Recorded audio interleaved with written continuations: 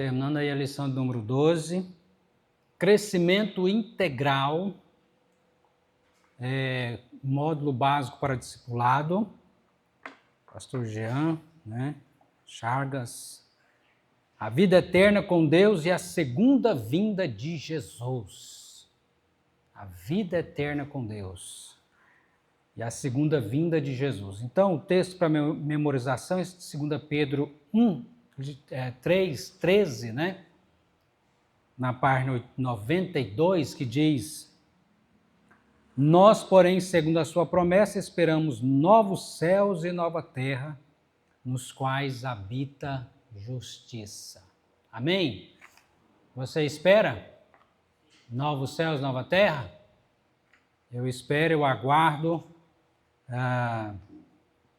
Foi ontem, Um irmão brincou num dos grupos que faz parte, de pastores, Aí ele falou assim: Jesus podia voltar hoje, Jesus podia voltar hoje. Eu falei: amém, maravilha. No momento certo ele voltará, Sua promessa, ele é fiel, tão certo como aconteceu a primeira vinda de Cristo, acontecerá também a segunda vinda de Jesus, Nós fomos aí até a página 94, E a pergunta de número 7 fala assim: ao descobrir que o futuro de todos os homens está ligado ao dia do Senhor, o dia da volta de Jesus, como você olha para esse dia glorioso? Com medo ou com esperança? Amém. Então, glória a Deus. É assim, o sentimento que você tem é esse? Jesus pode voltar agora, Você será arrebatado para o encontro. Já pensou?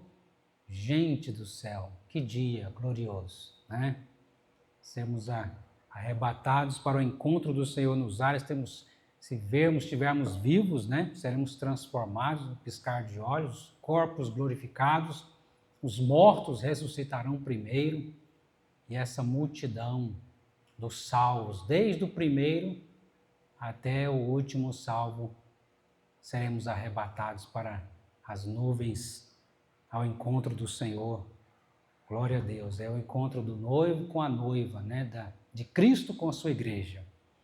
E aí na pergunta de número 8, da página 95, fala assim: alguém já disse, vivamos o dia de hoje como se Jesus Cristo voltasse amanhã. Isso desafia você no modo de conduzir a sua vida até que estas coisas aconteçam? Vivamos hoje como se Jesus Cristo voltasse amanhã. Hoje eu estava pensando, gente, como que as pessoas os crentes, estão tão secularizados? O que é isso? Estão tão apegados a esse século, a esse mundo, vivendo as suas vidas como que parece que o que importa é o aqui e o agora. Isso é o natural do homem que não vive segundo a vontade de Deus, do ímpio, do mundano. Isso é natural, é o aqui e o agora, ele não está preocupado com a eternidade. Mas isso entrar na vida dos próprios cristãos, dos crentes, daqueles que estão nas igrejas, é triste, Porque está preocupado com o quê? É o trabalho, é a escola, é o lazer. Tanto que não estão preocupados na evangelização do discipulado. Porque se estivesse preocupado de fato com a eternidade, então nós estaríamos preocupados com o quê?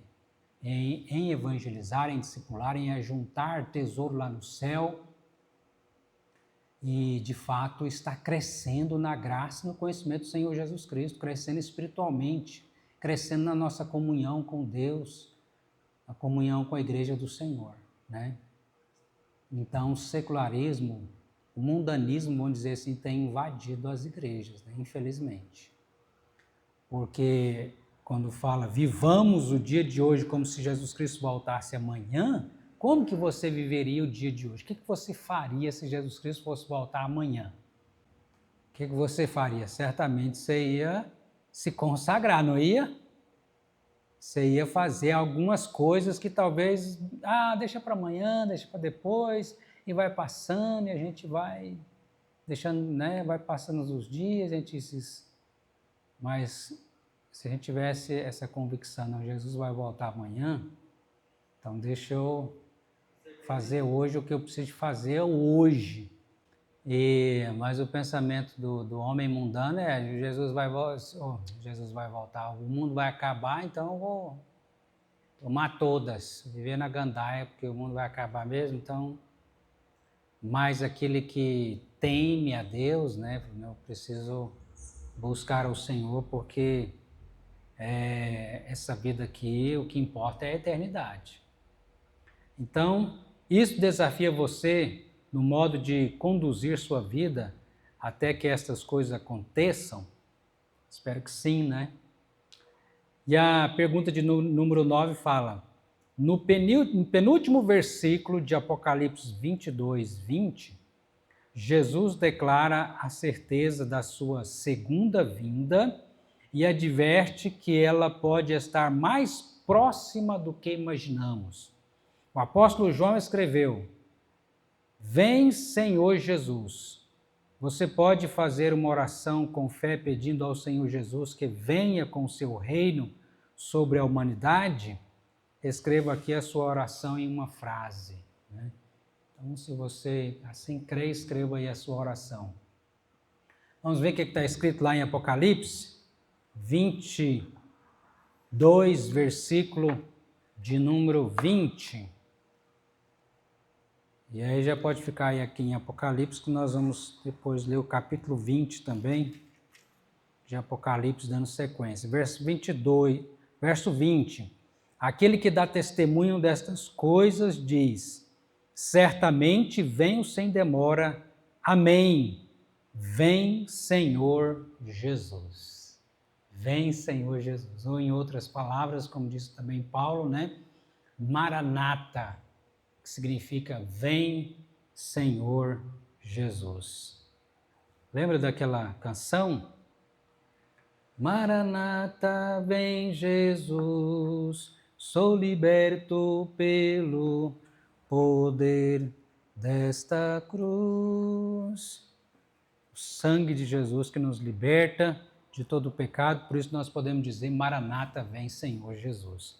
Então, na número 12 aqui da nossa lição, né, que é a certeza da vida eterna e a segunda vinda de Cristo, recapitulando aqui, na página 95, diz, não esqueça, letra A, Deus concede vida eterna aos que creem no Filho, mas condenará os ímpios. Então, salvação para uns, condenação para outros. Aqueles que creem estão salvos.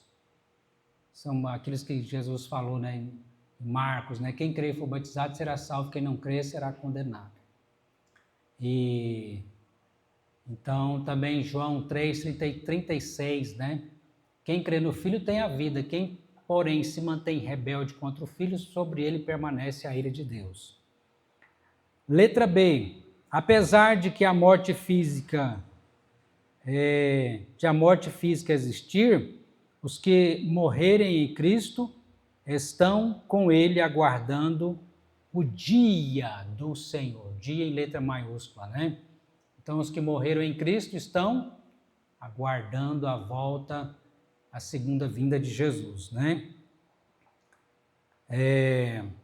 Letra C, o último dia corresponde à segunda vinda de Jesus, ocasião que os mortos ressuscitarão e os crentes em Cristo que estiverem vivos serão transformados. Que transformação é essa?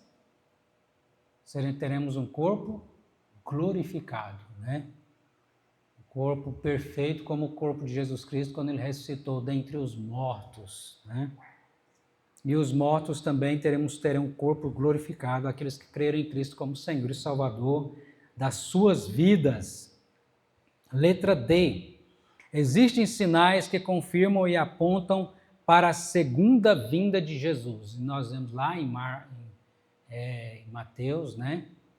Final de Mateus, também final de Marcos 13 também fala disso, apontando os sinais da vinda de Cristo, né? Que nós estamos vendo aí os cumprimentos dos sinais da volta de Jesus. Também letra E. No dia do Senhor, os homens sem salvação serão julgados segundo as suas obras, e os verdadeiros cristãos que têm o seu nome escrito no livro da vida serão salvos. Daqui a pouco nós vamos ver isso no livro de Apocalipse 20, né? Letra F. Deus conduzirá os salvos para o novo céu e nova terra, e os ímpios serão lançados no sofrimento eterno, no inferno, né? E letra G. Devemos olhar com esperança para o dia do Senhor, desejando a sua segunda vinda e vivendo os nossos dias de modo agradável a Ele. Amém? Glória a Deus. Então, se você não abriu, abre aí em Apocalipse capítulo 20. Nós vamos ler esse livro, esse capítulo de Apocalipse 20, que fala sobre o milênio, fala sobre a derrota de Satanás, da besta e do falso profeta e do juízo final, né? Vamos ver o que nos ensina então esse texto aí de Apocalipse, capítulo de número 20. São 15 versículos, diz a palavra de Deus. Então, vi descer do céu um anjo. Tinha na mão a chave do abismo e uma grande corrente. Ele segurou o dragão, a antiga serpente, que é o diabo, Satanás, e o prendeu por 1000 anos. Lançou no abismo, fechou e pôs selo sobre ele, para que não mais enganasse as nações, até se completarem os 1000 anos. Depois disto é necessário que ele seja solto pouco tempo. Vi também tronos, e nestes sentaram-se aqueles aos quais foi dada a autoridade de julgar. Vi ainda as almas dos decapitados por causa do testemunho de Jesus, bem como por causa da palavra de Deus.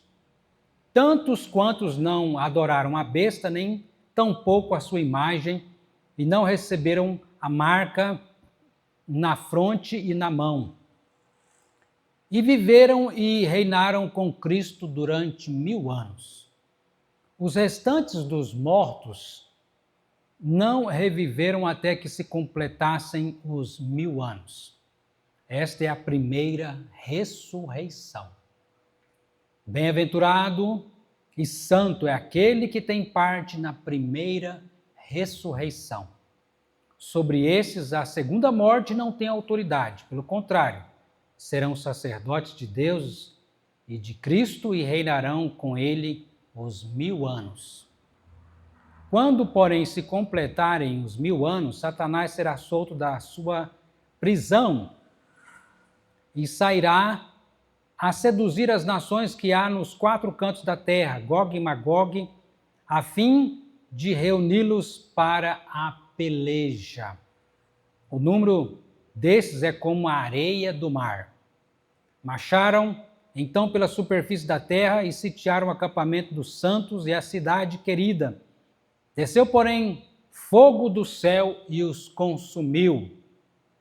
O diabo, o sedutor deles, foi lançado para dentro do lago de fogo e enxofre, onde já se encontra não só a besta, como também o falso profeta, e serão atormentados de dia e de noite pelos séculos dos séculos.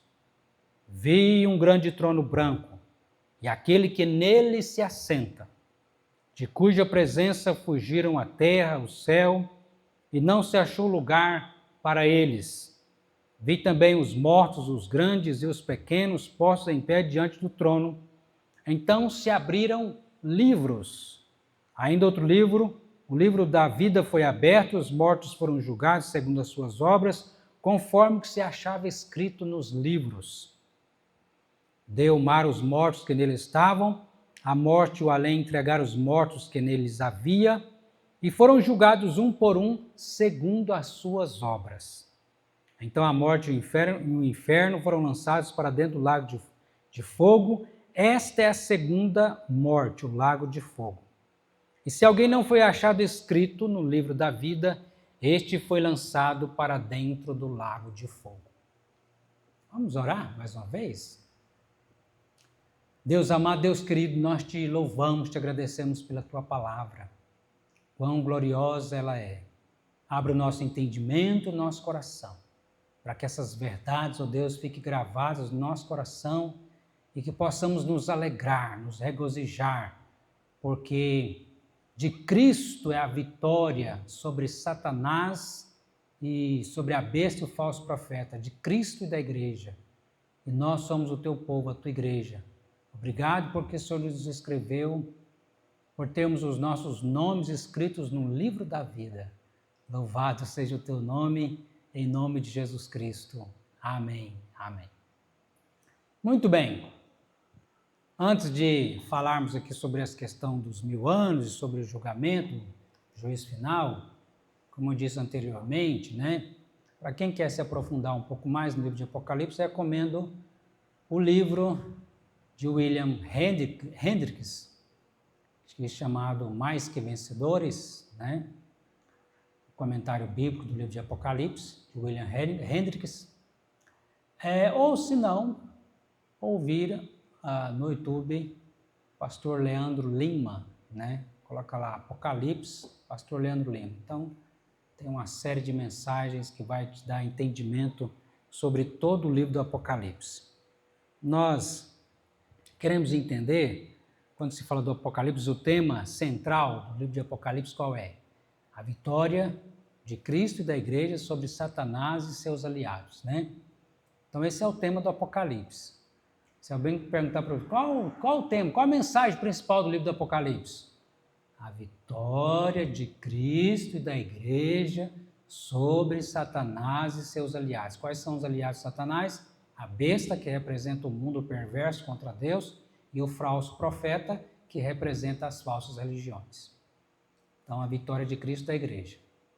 A vitória não é do dragão, não é de Satanás, não é da besta, não é do falso profeta, não é do anticristo. A vitória de Cristo, a vitória é da igreja do Senhor Jesus, e Ele nos fez mais que vencedores em Cristo Jesus, E o livro do Apocalipse, por incrível que pareça, quando você vê, se fala de tantas, muito simbólico, fala de dragão, de besta, de tantas coisas acontecendo, tem gente que tem medo de ler o livro do Apocalipse, mas o livro do Apocalipse, o livro do Apocalipse foi escrito para consolar. Só você pagar a minha renda sobre esse livro aí. Só pagar a minha renda desse livro. Porque qual que é o contexto do qual o apóstolo João, por cerca lá dos seus 90 anos, escreveu o livro do Apocalipse quando ele estava na ilha de Patmos? Qual o contexto? A igreja vivia uma terrível perseguição sobre o Império Romano. Os imperadores mandavam matar os cristãos, E o livro do Apocalipse foi dado à igreja para consolar o seu povo. Então, os 1000 anos, o livro é simbólico, por exemplo, quando fala de 7, é simbolicamente, representa a perfeição de Deus, Número 7, número de Deus.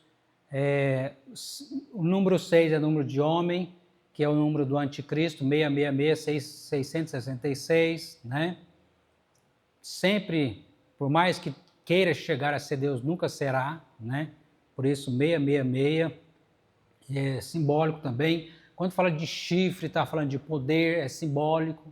Não está falando de... Quando fala de cabeças, está falando do poder que tem.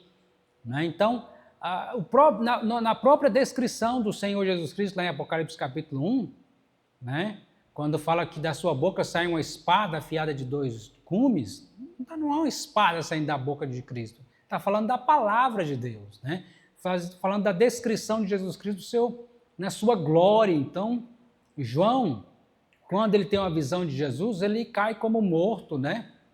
Diante da glória do Senhor. E o Senhor o levanta e o sustenta. Então, é um livro simbólico, né? Muita simbologia.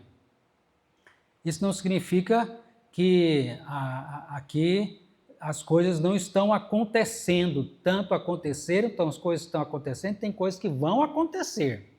Então, o cumprimento das profecias está mostrando, a palavra de Deus está mostrando isso aí, né?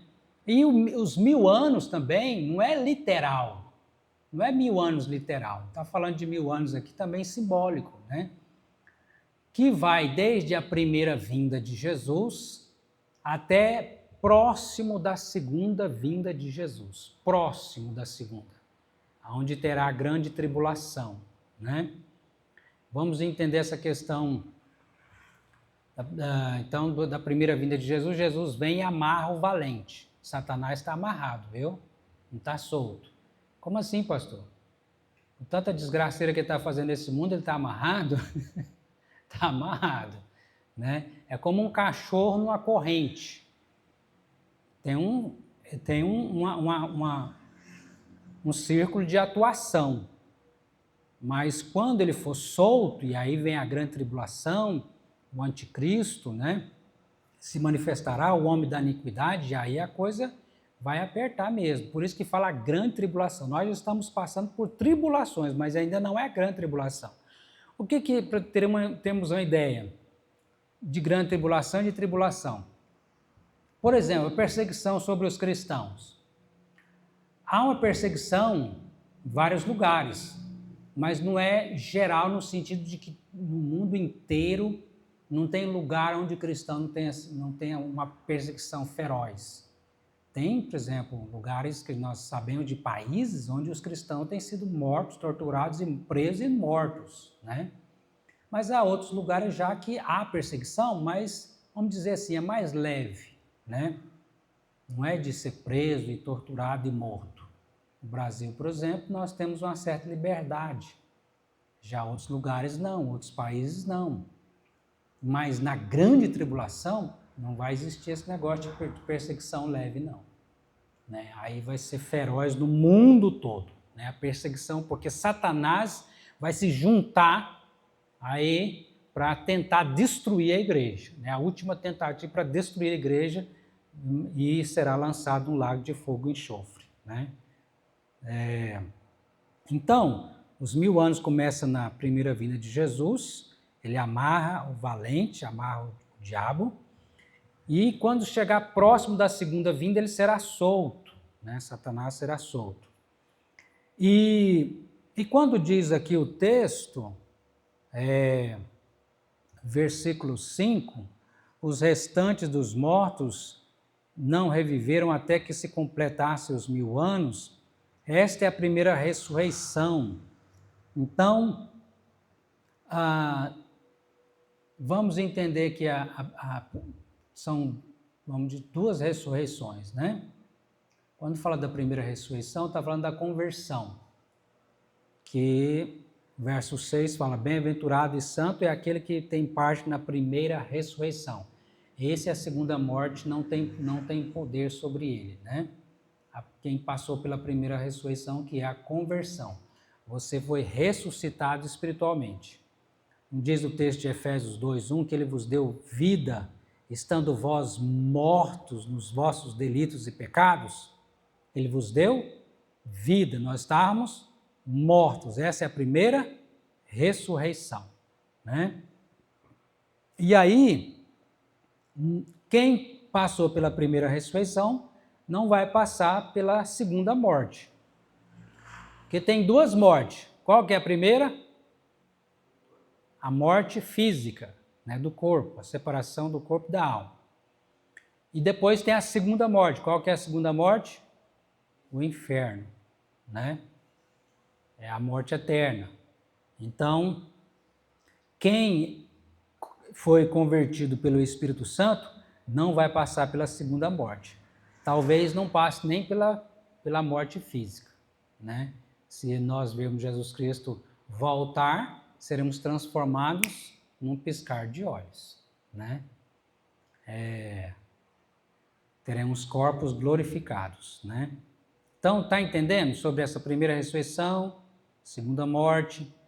Então, sendo assim, o crente, ele nasce 2 vezes e morre uma vez, caso ele não veja Jesus voltar.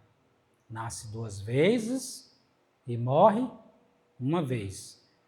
Nasce primeira vez fisicamente, amém? Quando você nasceu fisicamente, primeiro nascimento. Qual o segundo nascimento? Nascimento espiritual, novo nascimento, que é a conversão. Amém? Então você nasceu 2 vezes.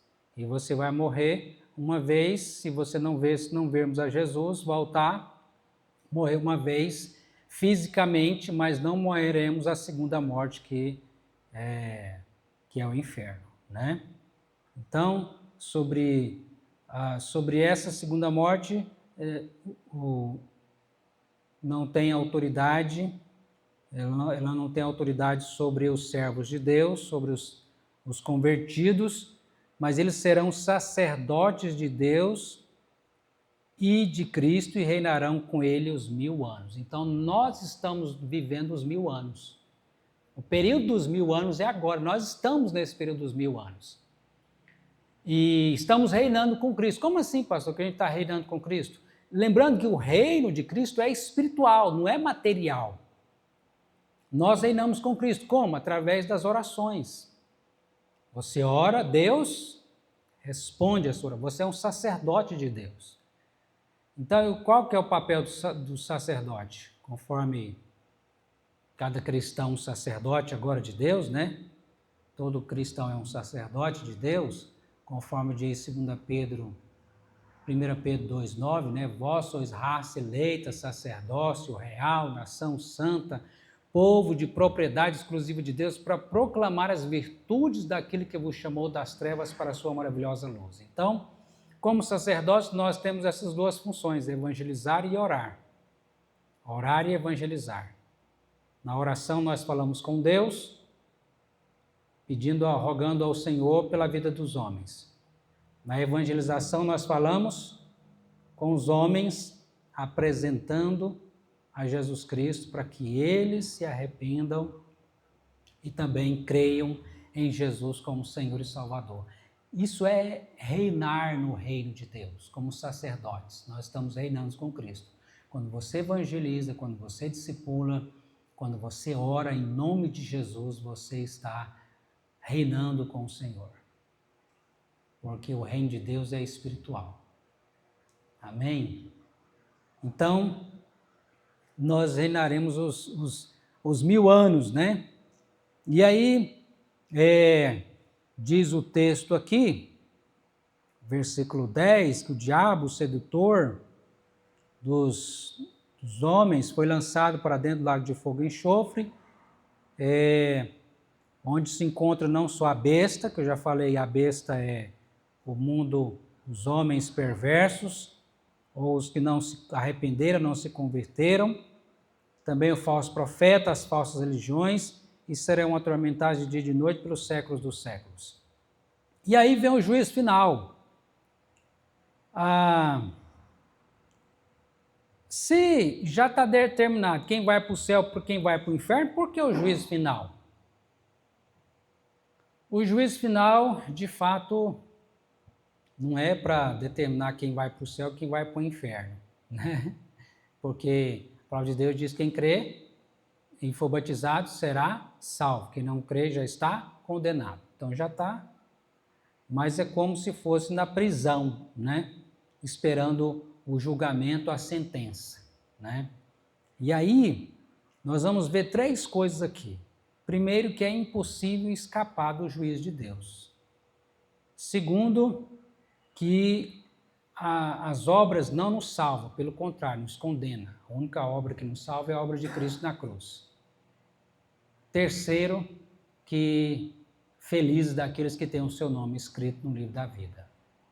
Então, versículo 11, falando sobre aí que é impossível fugir do juízo de Deus, né? Pode tentar fugir do juízo dos homens, da justiça dos homens, mas de Deus não. Vi um grande trono branco e aquele que nele se assenta, de cuja presença fugiram a terra e o céu, e não se achou lugar para eles. Tentaram fugir, mas não se achou lugar. Como que foge de Deus? Não tem jeito. A única maneira de fugir de Deus é correndo para Deus, rogando a Ele a sua misericórdia e o perdão. O verso 12 fala: vi também os mortos, os grandes e os pequenos, postos em pé diante do trono, aí a todo mundo. Então se abriram os livros, e ainda outro livro foi aberto, o livro da vida foi aberto, e os mortos foram julgados segundo as suas obras, conforme se achava escrito nos livros. Então está tudo escrito diante de Deus. Deu os mortos que nele os que nele estava, o mar os mortos, deu o mar os mortos que nele estavam, a morte o além entregar os mortos que neles havia, e foram julgados um por um segundo as suas obras. Então, as nossas obras, ela não nos salvam, porque são obras imperfeitas, manchadas do pecado, né? Só tem uma obra que nos salva. Qual? A obra de Jesus lá na cruz. Essa sim nos salva. É isso que você tem que colocar a sua confiança. Mas tem muita gente confiando nas obras que eles fazem, né? Coitados. Essas obras não podem nos salvar. A palavra de Deus é clara em afirmar em Efésios capítulo 2, versículo 8 e 9. Porque pela graça sois salvos, por meio da fé. E isto não vem de vós, é dom de Deus. Não vem de obras para que ninguém se glorie. Para que ninguém venha se gabar. Para que ninguém ao chegar no céu e dizer, não, sabe que eu estou aqui no céu? Porque lá na terra eu fiz muitas obras e Deus me trouxe para o céu. Porque eu fiz muita caridade, fiz muitas boas obras. Isso não salva ninguém. Nós fazemos boas obras como uma resposta de gratidão pela salvação que nós recebemos pela obra de Jesus. E não para alcançar com os nossos méritos. Não. Alcançamos a salvação pelos méritos do Senhor Jesus Cristo. A própria fé que nós temos é dom de Deus, é um dom. Deus que nos dá a fé, porque nem fé a gente tem capacidade de ter. Porque o que um morto espiritual pode fazer? Diz a Bíblia que Ele vos deu vida estando vós mortos nos seus delitos e pecados. Então, se não fosse Deus nos ressuscitar, como a gente viu aqui na primeira ressurreição, que é o novo nascimento, então jamais poderíamos fazer alguma coisa para agradar a Deus, né? Então, obras não salvam ninguém, pelo contrário, traz a condenação à vida do pecador. É claro que as boas obras, o Senhor dará o seu galardão aos seus filhos conforme a sua vontade e conforme a sua graça, né? Mas não salvação. E aí, verso 14 fala que então a morte e o inferno foram lançados para dentro do lago de fogo. Esta é a segunda morte. Olha aí a segunda morte, o lago de fogo, da qual o salvo não passará por ela, né? A segunda morte. E aí o versículo 15 vai dizer da felicidade daqueles que têm o seu nome escrito no livro da vida, né? E se alguém não foi achado escrito no livro da vida, este foi lançado para dentro do lago de fogo. Pergunta para você e para mim, seu nome está escrito no livro da vida? Amém? Tem certeza? Como que eu posso ter certeza que o meu nome está escrito no livro da vida? Como? Com uma palavra. Você pode responder isso, se você tem essa certeza, que o seu nome está escrito no livro da vida. Conversão. Pela conversão. O convertido sabe que o nome dele está escrito no livro da vida. Não foi você que decidiu isso, foi Deus que escreveu, que decidiu escrever o seu nome lá e converteu o seu coração. E se você é um convertido, é prova de que seu nome está escrito no livro da vida. Porque quem vai para o céu? O convertido. Aquele que se arrependeu dos seus pecados e creu em Jesus Cristo como seu Senhor e seu Salvador. Isso aconteceu com você? Você é um convertido?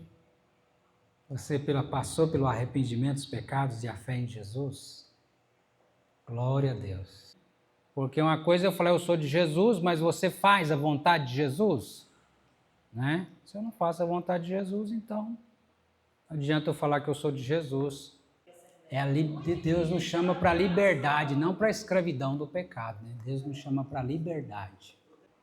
É tentativa que as obras vão salvar. Terrível engano, né? Terrível engano. Mas isso, queridos, essa mensagem, né, que nós ouvimos aqui do Apocalipse, traz esperança e paz ao seu coração? Glória a Deus por isso. Vamos compartilhar, né? Compartilha para que outros possam ouvir também essa mensagem de Deus, para que quem não é convertido ainda possa pensar e refletir: eu preciso ter um encontro com Jesus Cristo como meu Senhor e meu Salvador. Por isso que nós temos essa missão, né? Reinando com Cristo esses 1000 anos dos quais nós estamos nele, né? Neles. Evangelizar e orar até a segunda vinda de Jesus. E deixa que Deus é quem converte o coração. Como Ele converteu a mim e a você, Ele vai converter, né, o coração do pecador.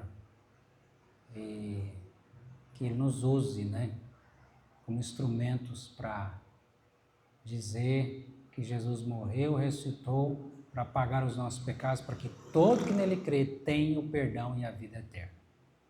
Amém? Vamos orar então.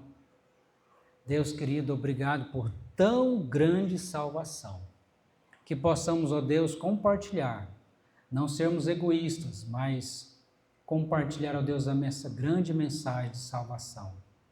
Obrigado, Deus, porque reinamos contigo os 1000 anos, ó Deus, como sacerdotes do Senhor, na oração, na evangelização. Obrigado por termos o nosso nome escrito no livro da vida e que a alegria do Espírito Santo enche o nosso coração. E que o Senhor venha converter, ó Pai, os nossos familiares, os nossos amigos, nossos vizinhos, as pessoas, ó Deus, que temos contato com eles, ó Pai, com elas, ó Pai, para que elas também conheçam a Cristo como Senhor e Salvador, ó Deus, e tenham o perdão e a vida eterna. Em nome do Senhor Jesus. Amém. Amém. Amém. Que Deus os abençoe. Em nome de Jesus.